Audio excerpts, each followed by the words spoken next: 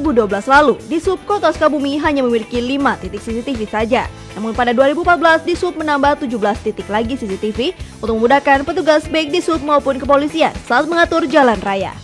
Banyak manfaat yang diberikan dengan memasang CCTV. Jika macet, petugas bisa cepat menanganinya. Selain itu, jalan dapat terpantau bisa terjadi kecelakaan dan tindak kecelakaan. Kelebihan CCTV ini bisa memutar ulang kejadian di jalan paling lama 1 bulan dan data tersebut dapat tersimpan. Dishub Kota Sukabumi sendiri saat ini sudah bekerjasama dengan PT Telkom untuk bisa mempublish dan dimanfaatkan langsung oleh masyarakat. Sehingga masyarakat dapat melihat CCTV secara langsung melalui aplikasi di handphone, gadget, atau PC. Di bulan ini, 18 April yang akan datang, Dishub bekerjasama dengan Polres Sukabumi Kota akan menggelar kegiatan Gebyar Keselamatan Berlalu Lintas sekaligus launching ITS CCTV secara permanen. Alhamdulillah dengan keberadaan CCTV ini sangat membantu tugas dari baik dari instansi dinas perhubungan maupun dari kepolisian untuk mengantisipasi kerawanan titik kemacetan.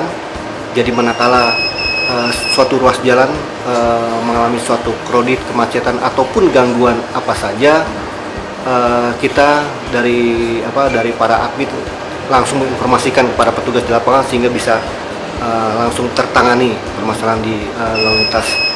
Kemudian juga manfaat dari ini juga yang tadi penanganan kecelakaan, kemacetan dan sebagainya yang terjadi pada suatu ruas jalan semakin mudah teramati dan kita dapat cepat melakukan suatu aksi penanggulangan terhadap permasalahan di lapangan.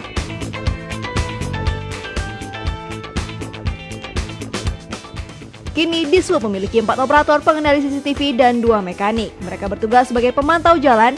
Rencananya tahun ini juga Dishub akan menambah titik pengamatan sebanyak 54 titik CCTV. Bantuan CCTV diperoleh dari PT Bali Tower. Harapannya semakin banyak CCTV di jalan akan semakin membantu petugas serta permasalahan di jalan raya dapat teratasi. Dari Sukabumi, Muhammad Satri melaporkan untuk Demika.